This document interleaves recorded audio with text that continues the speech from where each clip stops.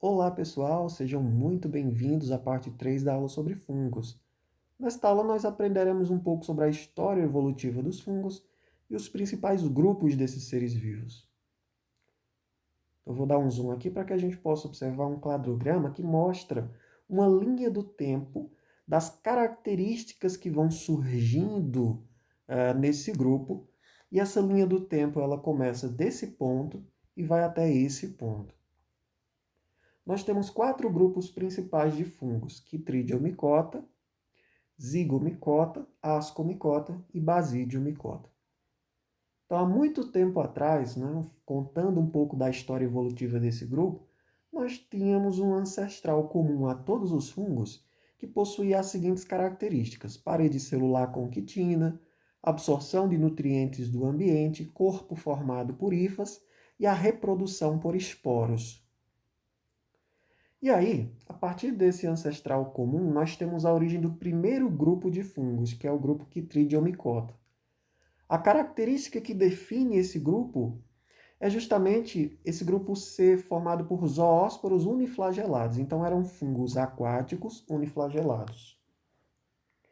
A partir desse nó, nós temos tanto a origem do grupo Chytridiomycota, como a origem do ancestral comum a todos os demais grupos de fungos. Esse ancestral ele possuía flagelo. E o que acontece? Ocorre a perda do flagelo. Então, a partir desse ponto que eu marquei para vocês, todos os demais grupos de fungos que surgirão na história evolutiva não possuirão mais o flagelo. O próximo grupo de fungos que surge na história evolutiva é o grupo Zygomicota. O grupo Zygomicota, ao grupo Zygomicota pertencem os bolores, que é o que a gente chama de mofo. Bem interessante, né? Quando você observar o mofo, a questão do bolor, faz parte do grupo Zygomicota. O nome do esporo formado por esse grupo é justamente zigósporo. Aí eu vou dar uma dica fundamental para vocês. Quando vocês observarem a terminação ósporo em qualquer palavra que nós estudaremos, ou qualquer termo que nós estudaremos no grupo de fungos, podem ter certeza que essa palavra se refere a esporo. Então, zigósporo é o nome do esporo do grupo Zygomicota, certo? Então, a partir desse ponto, deixa eu tirar aqui para marcar melhor para vocês. A partir desse ponto, nós temos tanto o surgimento do grupo Zygomicota, como também do ancestral comum aos dois próximos grupos, Ascomicota e Basidiomycota. Observem que o tempo vai passando, né, assim, e aí esse ancestral ele perde, ele na verdade adquire uma nova característica que é o corpo de frutificação. A partir deste momento, os dois últimos grupos que nós estudaremos apresentarão essa característica, que é o corpo de frutificação, que é aquilo que a gente observa acima do solo, né? O cogumelo em si. Corpo de frutificação ou micélio reprodutivo.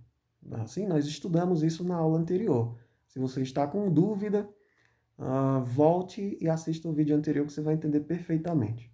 Então, os dois últimos grupos que surgem aqui no nosso quadrograma são o grupo Ascomicota e o grupo Basidiomycota. O grupo Ascomicota, ele tem um corpo de frutificação chamado de ascocarpo. E o nome do esporo que é formado é chamado de ascósporo. Veja a terminação ósporo de novo. Lembram-se da dica que eu dei para vocês? Vou dar outra dica. A terminação carpo, ela se refere ao nome do corpo de frutificação.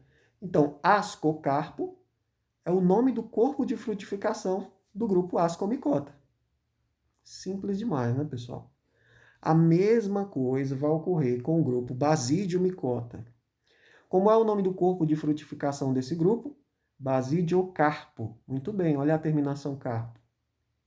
E como seria o nome do esporo formado por esse grupo? Basidiósporo, né? Basidiósporo é o nome do esporo. Muito simples. Pessoal, era isso, né? para falar um pouco da história evolutiva de forma bem resumida, bem simplificada, e a questão dos principais grupos dos fungos. Um grande abraço, eu espero você na próxima parte, na aula sobre fungos.